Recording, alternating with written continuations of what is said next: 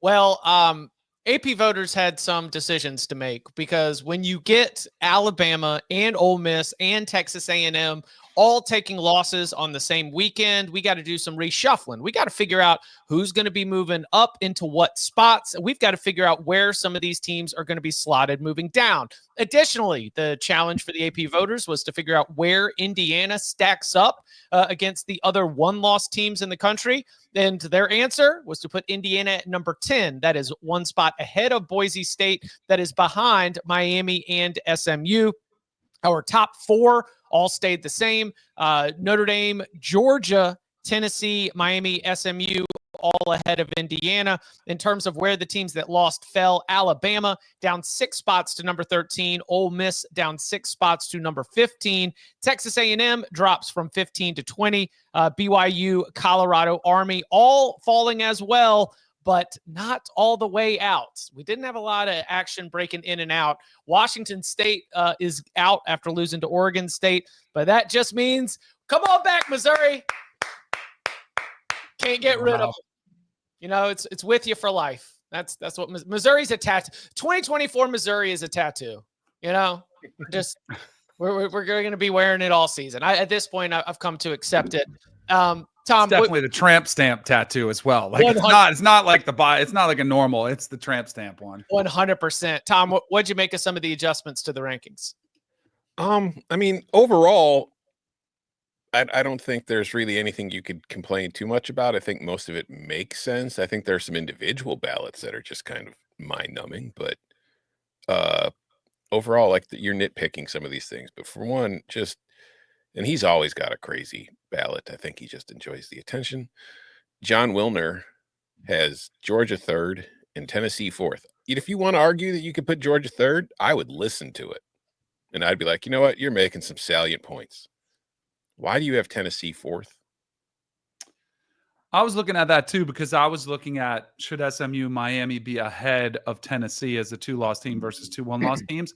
Does it make sense that their win against, because I was going to say their win against Bama looks worse, or excuse me, yeah, the win against Bama looks worse, but their win over Oklahoma and Florida looks better, I guess. But like, it's not like they're huge wins. I'm just trying to think where you could make a case for it.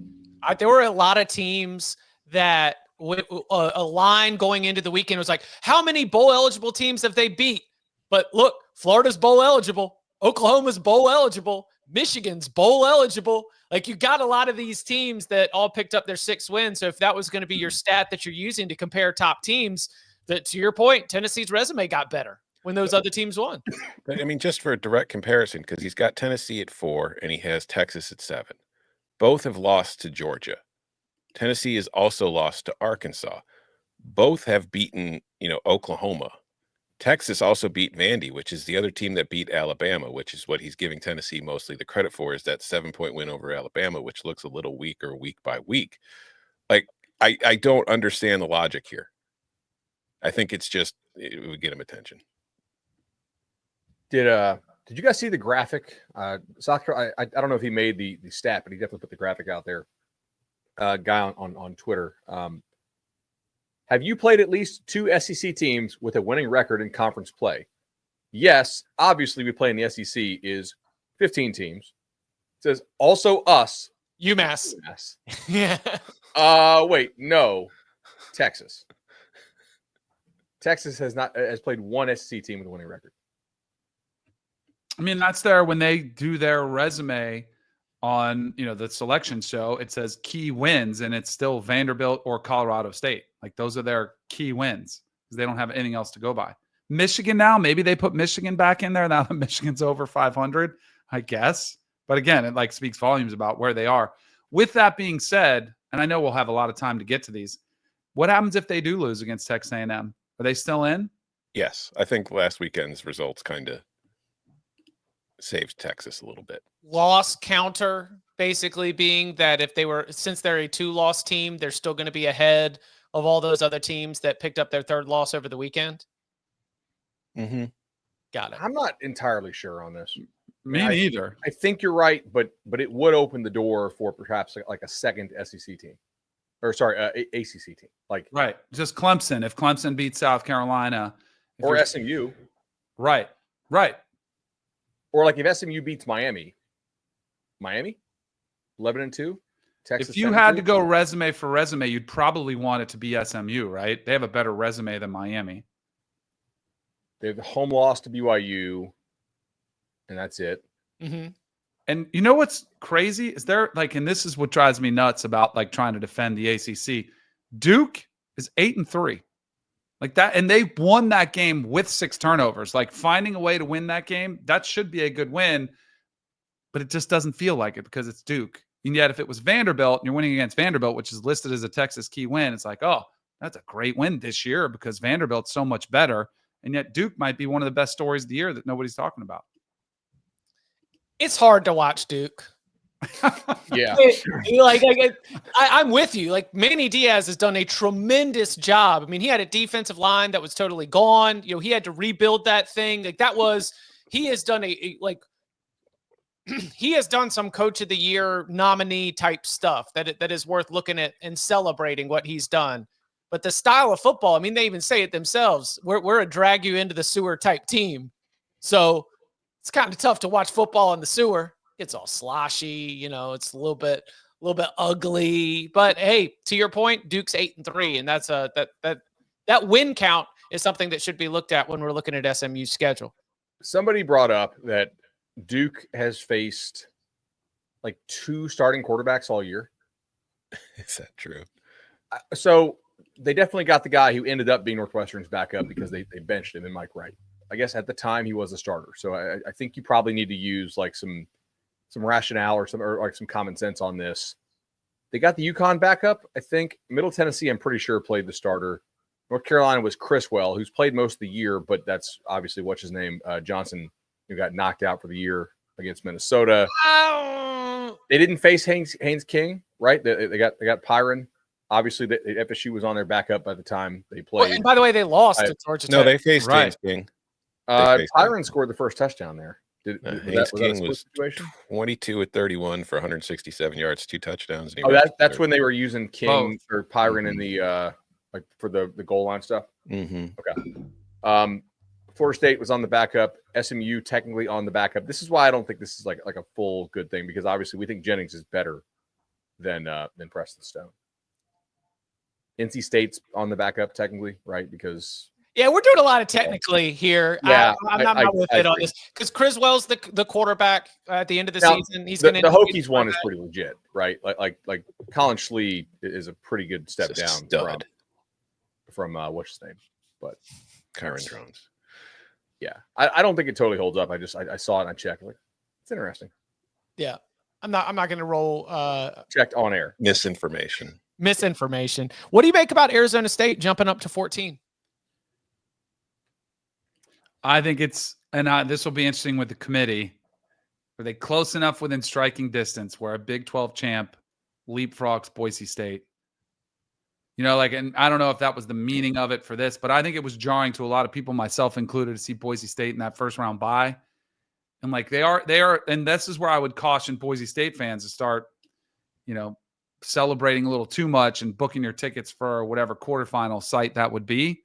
Because I still think if it's Arizona State and they do win and they beat, who do they have this final weekend? Arizona. Kansas State. Oh, Arizona. Yeah, duh. So that's not a good one. But if they win the Big 12 championship, I think that'll be a tougher win. But UNLV is the top 25 opponent for Boise State after winning, over the weekend. But I think that's probably and that'll be interesting to see if it within striking distance where you could potentially get that first round bye. Boise has to win too. Right. Yeah. And then does that, I was looking up odds because there's odds. Boise's like minus 300 to make the playoff. Tulane is like plus 300, but there's no odds on UNLV because that's what's interesting. If UNLV has 2 wins over Power 4 opponents, and they have a loss to Syracuse. What's that? I think you think it would be Army then? I think Army would go over UNLV. Yeah. But what if Tulane? So if it's Army? What if Tulane won the American?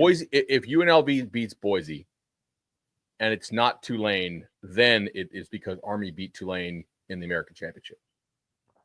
Right. I think Army is going to have a better resume potentially than UNLV because Army's loss was to a playoff team in the Irish. Meanwhile, like a very luck box Syracuse team blasted Boise in Vegas. So I think they'll probably do the comparison, like who is more likely to give us like a Liberty type showing. Remember Liberty versus Oregon last year.